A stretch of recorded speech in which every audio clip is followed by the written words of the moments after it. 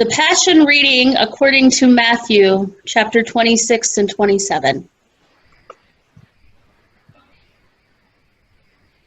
The Passion from Matthew. Then Jesus entered the temple and drove out all who were selling and buying in the temple. And he overturned the tables of the money changers and the seats of those who sold doves. He said to them, "It is written, my house shall be called a house of prayer, but you are making it a den of robbers."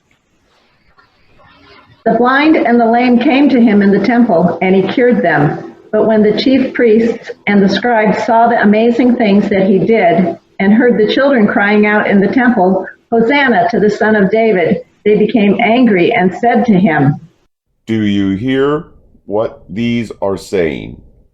Jesus said to them, Yes, have you never read, out of the mouths of infants and nursing babies, you have prepared praise for yourself? He left them, went out of the city to Bethany, and spent the night there. In the morning, when he returned to the city, he was hungry, and seeing a fig tree by the side of the road, he went to it and found nothing at all on it but leaves. Then he said to it, May no fruit ever come from you again. and the fig tree withered at once. When the disciples saw it, they were amazed, saying, How did the fig tree wither at once? Jesus answered them, Truly I tell you, if you have faith and do not doubt, not only will you do what has been done to the fig tree, but even if you say that to this mountain, be lifted up and thrown into the sea, it will be done. Whatever you ask for in prayer with faith, you will receive.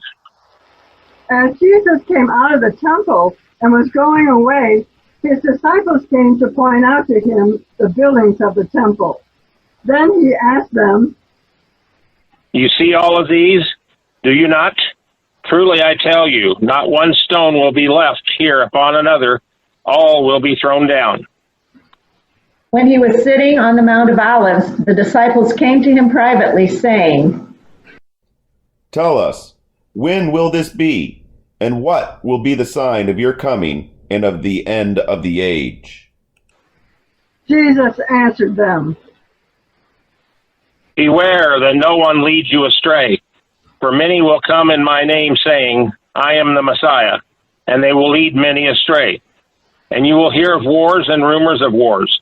See that you are not alarmed, for this must take place, but the end is not yet. For nation will rise against nation, and kingdom against kingdom, and there will be famines and earthquakes in various places. All this is but the beginning of the birth pangs. Then they will hand you over to be tortured, and will put you to death, and you will be hated by all nations because of my name. Then many will fall away, and they will betray one another and hate one another. And many false prophets will arise and lead many astray. And because of the increase of lawlessness, the love of many will grow cold. But the one who endures to the end will be saved. All this good news of the kingdom will be proclaimed throughout the world as a testimony to all the nations, and then the end will come.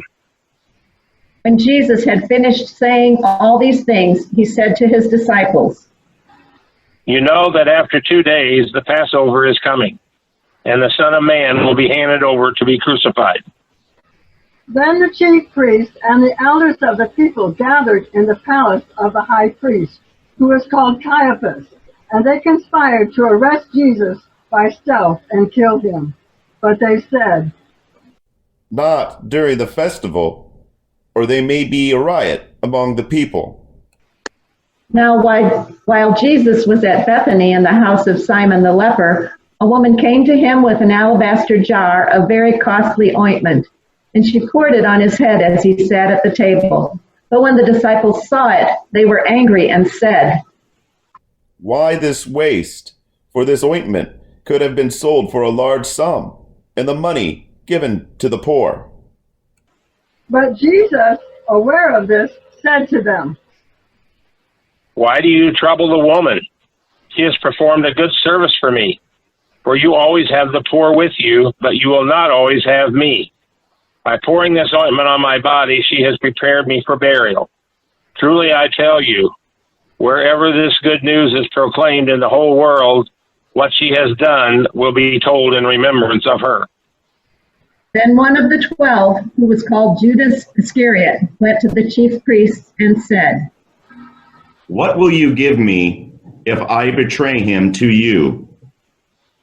They paid him 30 pieces of silver, and from that moment he began to look for an opportunity to betray him. On the first day of unleavened bread, the disciples came to Jesus, saying, Where do you want us to make the preparations for you to eat the Passover? He said, Go into the city to a certain man and say to him, The teacher says, my time is near.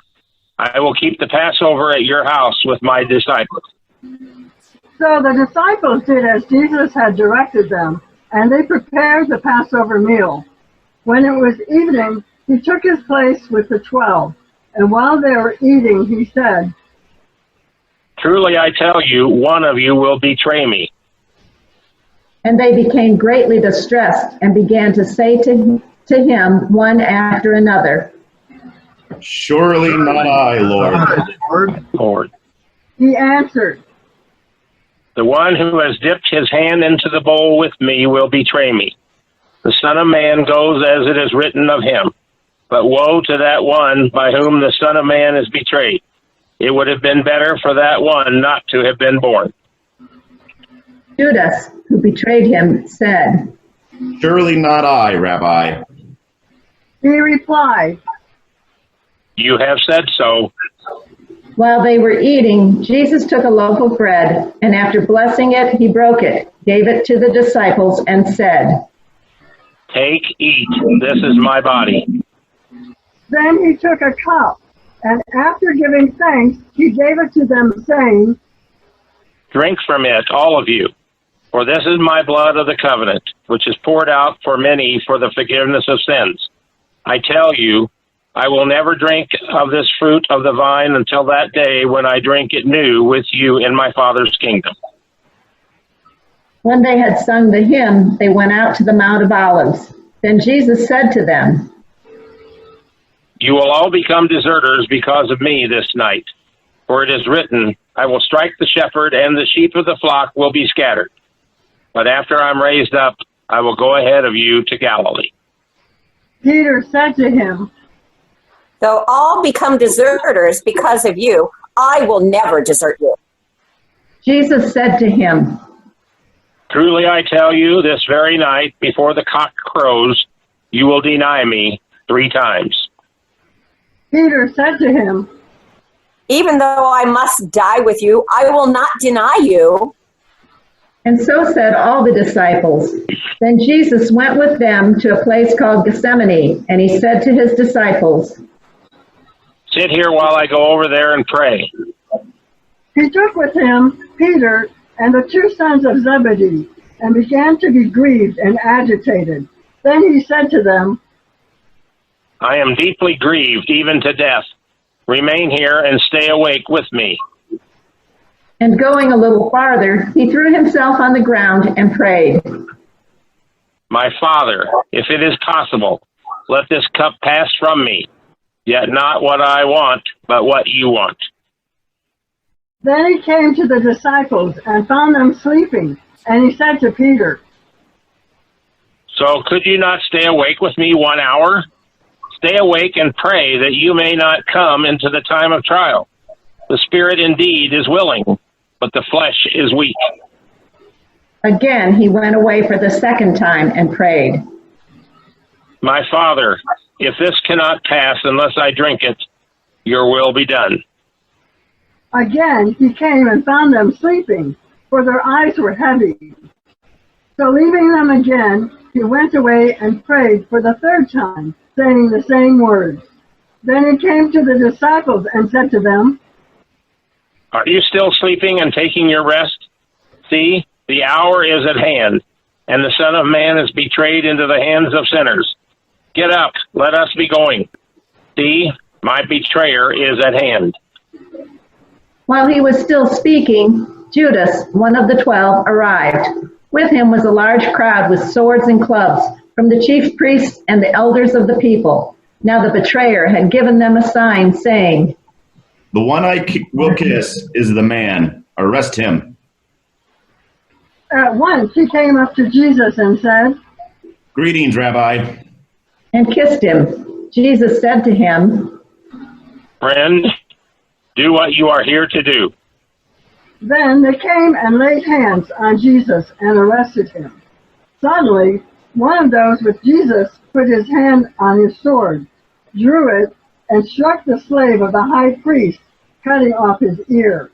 Then Jesus said to him, Put your sword back into its place, for all who take the sword will perish by the sword. Do you think that I cannot appeal to my Father, and he will at once send me more than 12 legions of angels? But how then would the scriptures be fulfilled, which say it must happen in this way? At that hour, Jesus said to the crowds, Have you come out with swords and clubs to arrest me as though I were a bandit? Day after day I sat in the temple teaching, and you did not arrest me. But all this has taken place so that the scriptures of the prophets may be fulfilled. Then all the disciples deserted him and fled. Those who had arrested Jesus took him to Caiaphas the high priest, in whose house the scribes and the elders had gathered. But Peter was following him at a distance, as far as the courtyard of the high priest. And going inside, he sat with the guards in order to see how this would end. Now the chief priests and the whole council were looking for false testimony against Jesus, so that they might put him to death. But they found none, though many false witnesses came forward. At last 2 came forward and said, This fellow said, I am able to destroy the temple of God and to build it in 3 days. The high priest stood up and said, Have you no answer? What is it that they testify against you? But Jesus was silent. Then the high priest said to him, I put you under oath before the living God. Tell us if you are the Messiah, the Son of God. Jesus said to him, You have said so, but I tell you, from now on you will see the Son of Man seated at the right hand of power and coming on the clouds of heaven. Then the high priest tore his clothes and said, He has blasphemed. Why do we still need witnesses? You have now heard his blasphemy. What is your verdict? They answered, He deserves death. Then they spat in his face and struck him, and some slapped him, saying, Prophesy to us, you Messiah. Who is it that struck you? Now Peter was sitting outside in the courtyard. A servant girl came to him and said, You also were with Jesus the Galilean. But he denied it before all of them, saying, I do not know what you're talking about. When he went out to the porch, another servant girl saw him, and she said to the bystanders, This man was with Jesus of Nazareth. Again, he denied it with an oath. I do not know the man. After a little while, the bystanders came up and said to Peter, Certainly you are also one of them, for your accent betrays you. Then he began to curse, and he swore an oath. I do not know the man. At that moment, the cock crowed. Then Peter remembered what Jesus had said, Before the cock crows, you will deny me 3 times. And he went out and wept bitterly.